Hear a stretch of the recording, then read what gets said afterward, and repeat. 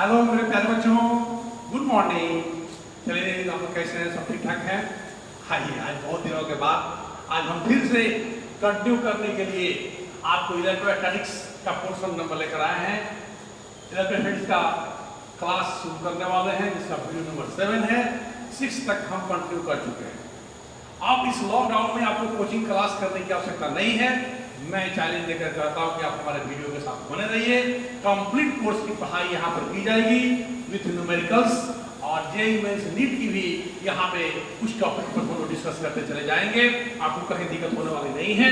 तो चलिए, आज हम लोग बहुत ही महत्वपूर्ण टॉपिक पर डिस्कस करने वाले हैं इलेक्ट्रोस्टैटिक्स से वीडियो नंबर 7 में, और वह है principal of superposition of forces.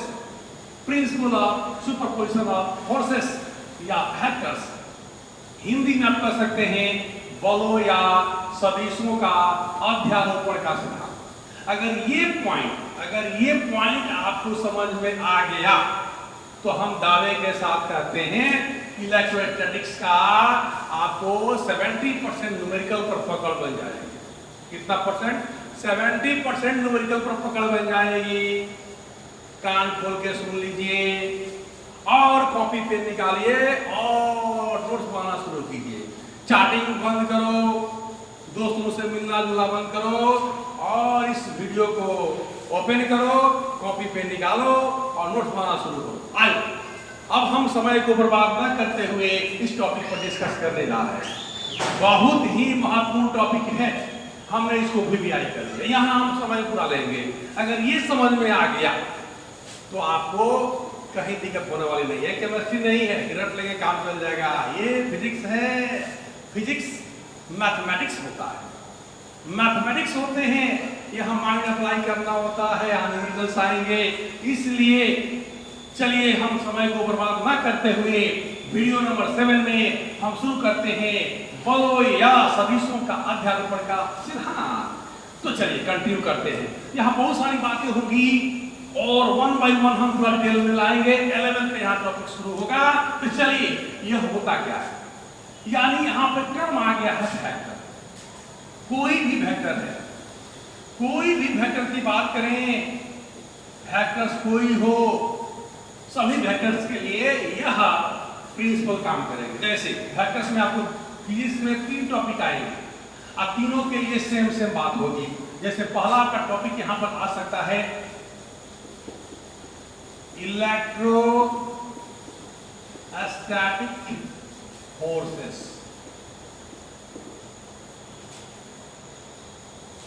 Electrostatic forces, वैद्युत बल कह सकते हैं, उसके लिए अप्लाई बल। दूसरा आ सकता है इलेक्ट्रिक फील्ड। इलेक्ट्रोस्टैटिक्स में इलेक्ट्रिक फील्ड, यह सिंबल होगा Fe। ई से होता है इलेक्ट्रोस्टैटिक्स, F से होता है फोर्स।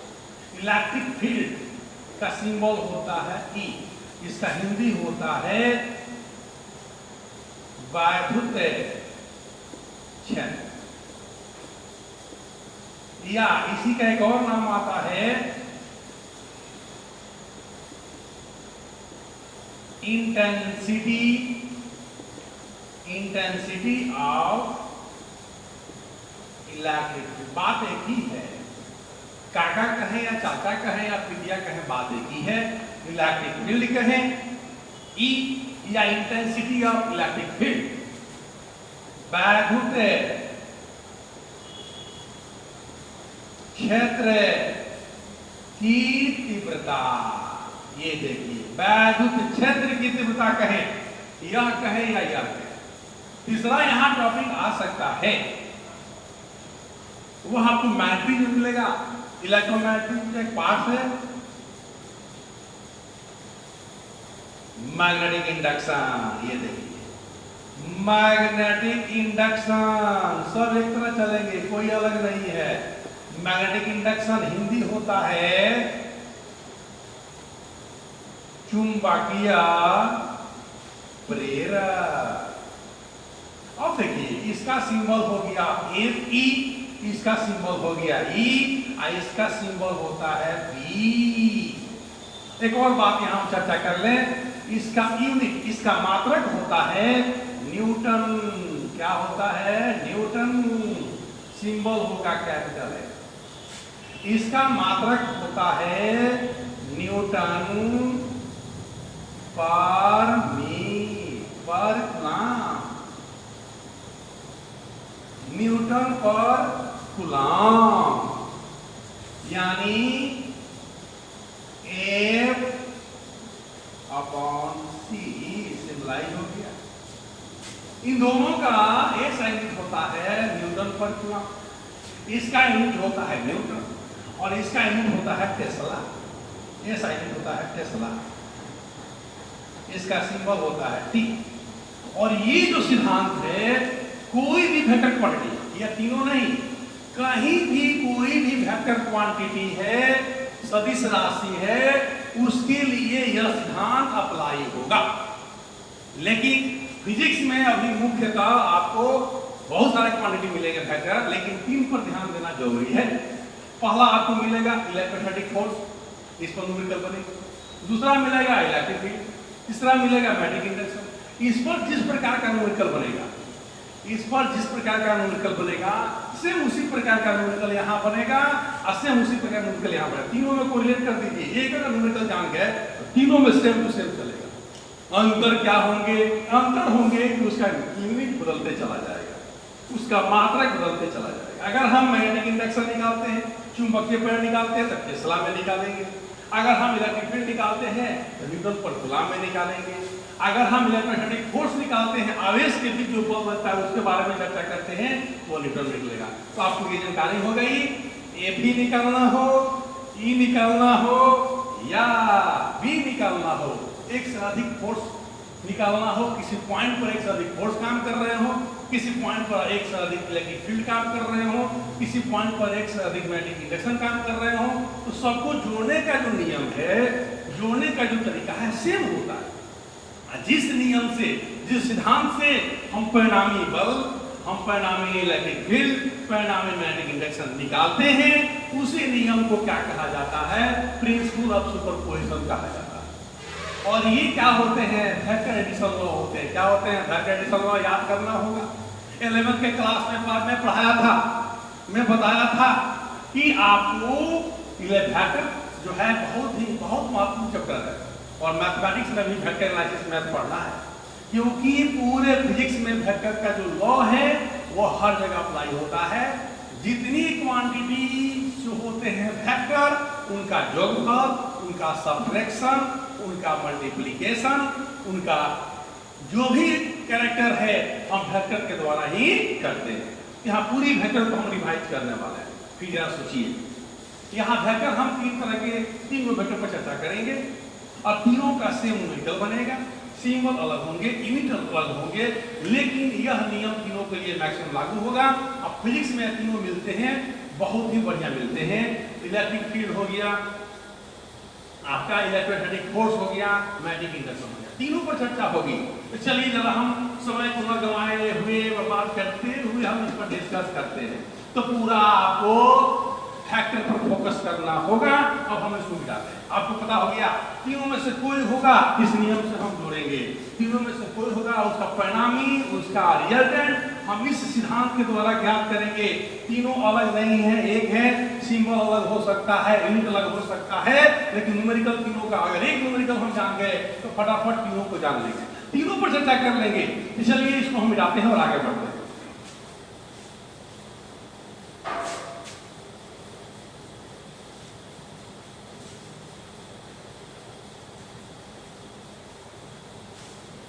आइए, जैसे एक ये ब्लॉक है, एक बॉडी है, इस पर एक फोर्स इधर से काम कर रहा है, F1 इलेक्ट्रिक फोर्स लेते हैं। दूसरा इधर से फोर्स काम कर रहा है, Fe। तीसरा इधर से काम कर रहा है, या इसको आप F1 कीजिए, इसको F2 कीजिए, इसको F3 कीजिए। इधर से फोर्स काम कर रहा है F3, इधर से फोर्स काम कर रहा है F5। अगर हम वेक्टर के फॉर्म में लिखें तो सम में मैग्नीट्यूड भी होगा और डायरेक्शन भी।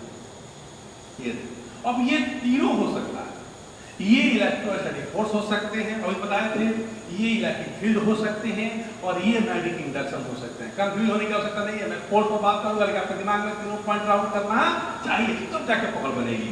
ये एक ब्लॉक है, इसमें इतने फोर्स काम कर रहे हैं, तो इनका परिणामी क्या होगा, सबको कैसे हम जोड़ेंगे, इस पर कितना बल काम किया, उसकी गणना कैसे करेंगे।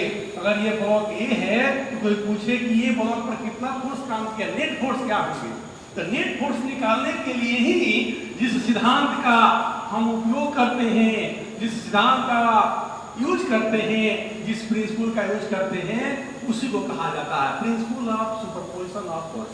और वो सिद्धांत क्या है, वो सिद्धांत है कि किसी बॉडी पर, किसी पॉइंट पर एक से अधिक फोर्स क्रियाशील होते हैं, तब उस बॉडी पर, उस पॉइंट पर क्रियाशील बलों का परिणामी बल का मान सदिशों के योगफल के बराबर होता है। किसके बराबर होता है, सदिशों के योगफल के बराबर होता है, वेक्टर सम के बराबर होता है, सदिश के योग के बराबर होता है। और इन सभी बलों को हम क्या करेंगे, वेक्टर सम के द्वारा निकाल लेंगे, और उसका जो वैल्यू आ जाएगा, उसकी जो मात्रक आ जाएगी, उसकी परिमाण आ जाएगी, और उसकी जो दिशा आ जाएगी, वही उसका क्या होगा, नेट फोर्स होगा, नेट इलेक्ट्रिक फोर्स होगा, नेट मैग्नेटिक इंडक्शन होगा। तो यहाँ पर वेक्टर की बात हो रही है, तो पहले इस पर चर्चा करें तो हम आगे बढ़ेंगे। जैसे यहाँ पर और कहा जाए एफ नेट क्या होंगे, एफ नेट टोटल फोर्स या रिजल्टेंट फोर्स की बात करें, रिजल्टेंट फोर्स की बात करें, यह हो जाता है vector sum of all forces, vector sum of all forces, यानी vector F1, vector F2, vector F3, अगर एक फोर्स है vector F4, vector F5, vector के द्वारा हम जोड़ देंगे, और जो मान यहां प्राप्त होगा वही हो जाता है नेट फोर्स। यानी यहां लिख सकते हैं according to principle of superposition, principle of superposition क्या होंगे, तो एफ नेट हो जाएगा, रिजल्टेंट फोर्स क्या होंगे, vector sum of all forces. जितने भी यहाँ फोर्स काम करेंगे उसका सदिश योगफल निकालेंगे, और वही उसका मान दे देता है। तो 5 फोर्स है तो इतना, अगर n फोर्स हो तो क्या होगा, फॉर n फोर्सेस, ध्यान दीजिए, अगर n फोर्स हो जाए, एफ नेट का मान क्या होता है मेरे प्यारे बच्चों, F1 plus F2 plus dot dot dot dot plus F, vector sum of all forces. अब यहां पर आता है वेक्टर सम, इसी को जानना जरूरी है। अगर इस पर पकड़ बन गई तो काम बन गया। तो कैसे इसको डिफाइन करेंगे, तो देखिए डिफाइन करते हैं, जब दो या दो से अधिक फोर्सेस किसी कण पर क्रियाशील होते हैं तब उनका परिणामी बल यानी रिजल्टेंट फोर्स का मान सदिशों के योगफल के बराबर होता है।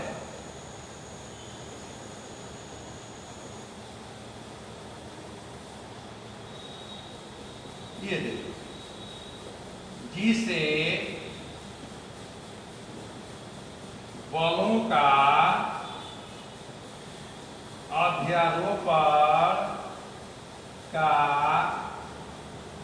सिद्धांत कहा जाता है। ये देखिए, कोई भी पॉइंट है उस पर ये दो या दो से अधिक जब बल क्रियाशील होंगे तो उस पर जो नेट फोर्स होता है सभी बलों के सदिश योगफल के क्या होता है, बराबर होता है। तो यहां पर इसको उतारेंगे, when two or more than two, English में क्या सकते हैं, when two or more than two forces are acted at a particle, when two or more than two forces are acted on a particle, then resultant force, net force is equals to vector sum of all forces. Net force, resultant force is equals to vector sum of all forces, and this is known as principle of superposition of forces. हमने इसको हिंदी में लिखा, English में बोल दिया। English में चाहिए उसको नोट कर सकते हैं, हिंदी में लिखेंगे, इंग्लिश में बोल देंगे, दोनों बातें होंगी। तो पहले आप हेडिंग डालेंगे 1 नंबर में ये, और यहाँ एग्जाम्पल बनाएंगे, ये देखिए ऐसे, तब इसको आप बनाएंगे, लेट दिखा दीजिए, और तीसरा पॉइंट आप यहाँ पर आ जाएंगे। ये देखिए यहाँ तक आ जाइए, देयरफॉर एफ नेट, यहाँ तक जल्दी आइए, फटाफट कीजिए, बहुत ही महत्वपूर्ण टॉपिक है, कहीं समय को मत गवाइए, हमसे कंटिन्यू रहिए, A to Z her point यहाँ मिलेंगे, सोचने की जरूरत नहीं है। लॉकडाउन को चलने दीजिए, हम चैलेंज करते हैं आपका पूरा सिलेबस कवर होगा, बने रहिए। आइए, जहां दिक्कत हो वहां कमेंट्स कर सकते हैं। चलिए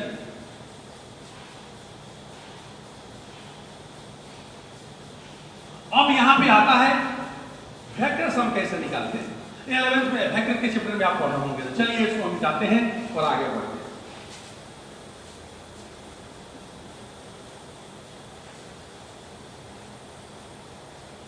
नोट्स आपके पास होंगे, नोट से कुछ डिफर कर सकता है, लेकिन मटेरियल वही रहेगा, क्योंकि जब जब हम पढ़ाएंगे तब डिफरेंट पॉइंट आएंगे, क्योंकि किसी खास नोट से नहीं पढ़ाते।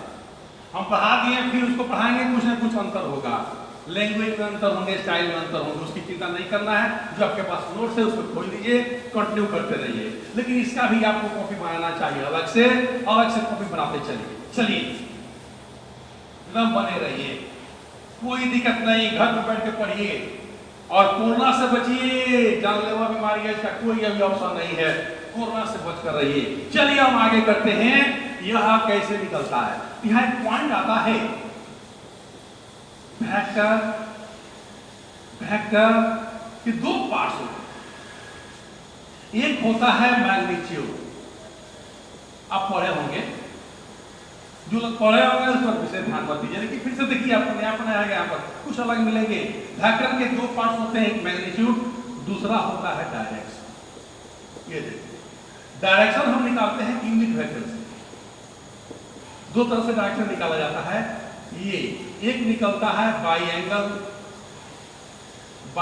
निकलता है, और दूसरा निकलता है बाई यूनिट वेक्टर। दो तरह से डायरेक्शन निकाले जाते हैं, यूनिट वेक्टर से भी निकलता है और एंगल के द्वारा, कोण के द्वारा भी निकाला जाता है। मैग्नीट्यूड यह मोड देता है, जैसे ए मोड, वेक्टर ए मोड, इसको हम पढ़ते हैं magnitude of vector A, magnitude of vector A, ये स्केलर हो जाता है। मैग्नीट्यूड का मतलब यह होता है, क्लियर हो गया। डायरेक्शन हम दो तरह से निकालेंगे, यूनिट वेक्टर में आ जाते हैं, आपको यहाँ हम दिखा दें, यूनिट वेक्टर के लिए ध्यान दीजिएगा। अगर कोई भी वेक्टर अगर एक एक्सिस में क्रियाशील होता है, उसके लिए हम आई कैप लगा देते हैं, आई यूनिट वेक्टर लगा देते हैं। इधर दाहिने तरफ बाएं से दाएं अगर जाएगा यूनिट वेक्टर लग जाता है, यह एक्स हो गया, ये वाई हो गया और ये जेड हो गया। ध्यान दीजिए, अगर एक्स डैश है उसके लिए माइनस आई कैप लगता है, आप पढ़ोगे 11th में। वाई एक्सिस में जे कैप लगता है और वाई डैश में माइनस जे कैप लगता है। जेड एक्सिस में बोलिए के कैप लगता है और जेड डैश में माइनस के cap.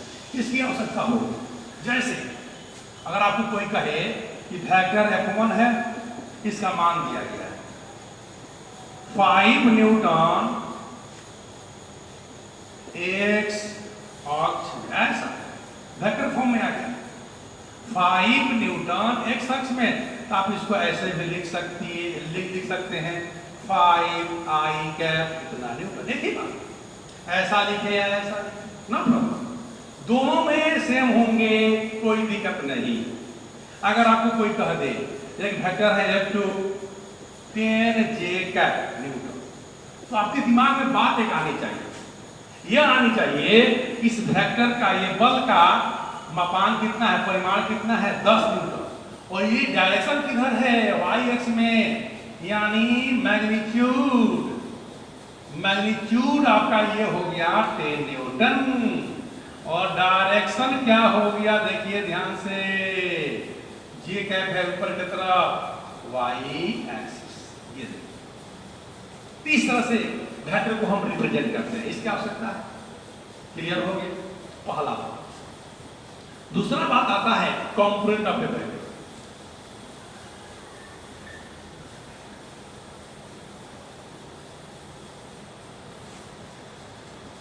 Component of A vector बात कर ले, कंपोनेंट ऑफ ए वेक्टर, इस पर देखिए एक ब्लॉक है और ये फोर्स काम कर रहा है 10 न्यूटन का, ये एक्स एक्सिस है, ये वाई एक्सिस है, या एंगल 30 डिग्री है। अब कहे कि इसको वेक्टर में कन्वर्ट कीजिए, कंपोनेंट में छोड़िए, हम जरा इसको मिटा दें, मैग्नीट्यूड कैसे निकल रहा है कैसे करें, ये देखिए हम एकदम पूरा कंप्लीट पॉइंट लेकर चल रहे हैं। ये देख लीजिए वेक्टर में दो पार्ट्स हो गए, एक होता है मैग्नीट्यूड मॉडुलस से यूज करते हैं, मॉड से यूज करते हैं, डायरेक्शन दो तरह से निकलता है, एंगल के द्वारा भी निकलता है, एंगल वेक्टर के द्वारा नहीं अक्ष के रूप में भी निकलता है। जैसे एक्स अक्ष में होगा वहां आई कैप, एक्स डैश में होगा माइनस आई कैप, वाई अक्ष में होगा जे कैप, वाई डैश में होगा माइनस जे कैप, जेड एक्सिस में होगा के कैप, जेड डैश में होगा माइनस के कैप। ये डायरेक्शन बताएंगे कौन किस एक्सिस में है। एग्जाम्पल के तौर पर हम यहाँ दिखा दिए हैं, ध्यान दीजिए एग्जाम्पल पर दिखा गया है कि अगर ऐसा लिखा जाए F1 एक फोर्स है 5n x अक्ष में, यानी दिशा भी दिया, डायरेक्शन दिया, मैग्नीट्यूड दिया, शॉर्ट में लिखना होगा 5 आई कैप लिखेंगे, न्यूटन लिखेंगे, इतना लिखें या इतना लिखें काम हो जाएगा, यानी हम आई कैप के रूप में हमने इसका डायरेक्शन दे दिया। सेम उसी तरह आ जाए 10 जे कैप न्यूटन, तो मैग्नीट्यूड यहाँ पर कितना हो जाएगा बोलिए 10, और यहाँ पे डायरेक्शन क्या होगा y एक्सिस। क्यों? क्योंकि जे कैप बराबर आई कैप बराबर के कैप, इस सब का वैल्यू कितना होता है 1, बताया क्या होगा आप 11 में पढ़े होंगे, हमें बड़े यूज करते थे। ये महत्वपूर्ण पॉइंट है, इसको समझिए, कंपोनेंट ऑफ ए वेक्टर। आइए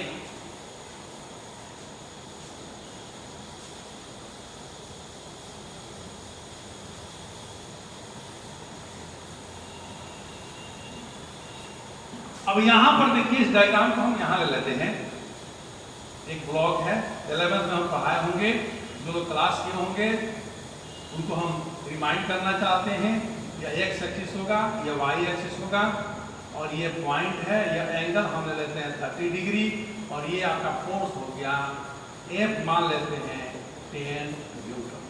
तो कैसे इसको हम वेक्टर फॉर्म में कंपोनेंट के रूप में लिखेंगे, हम बताए थे जिधर कोण होता है उधर कॉस लिया जाता है, यानी F का एक घटक हो जाएगा Fx, वेक्टर फॉर्म में ले लेते हैं Fx, F तो लेंगे ही, एंगल इसी से बना है, जिधर कोण सटा रहता है वहां कॉस होता है, कॉस से कोण, कॉस से कॉस, कॉस 30 डिग्री ले लेते हैं। अब चूंकि यह किस डायरेक्शन में है, एक्स अक्ष में, किधर है एक्स अक्ष में, यहाँ आई है, क्योंकि वेक्टर फॉर्म में है, डायरेक्शन के लिए हमको आई के यूज करना होगा। तो चलिए Fx का मान यहाँ पर निकल गया, F का मान रखिए 10, cos 30 का मान होता है 3/2 आई कैप, और ये कट जाएंगे 5, Fx का मान निकल गया यहाँ पर 5√3 आई कैप। सेम उसी तरह इसका कुछ भाग y एक्सिस में क्रियाशील होंगे, इसका कंपोनेंट हम मान लेते हैं Fy वेक्टर फॉर्म में, F तो लेंगे ही क्योंकि F को ही तोड़ना है, घटक में F को ही तोड़ा जाता है, लेकिन इधर कोण नहीं बना, कोण बना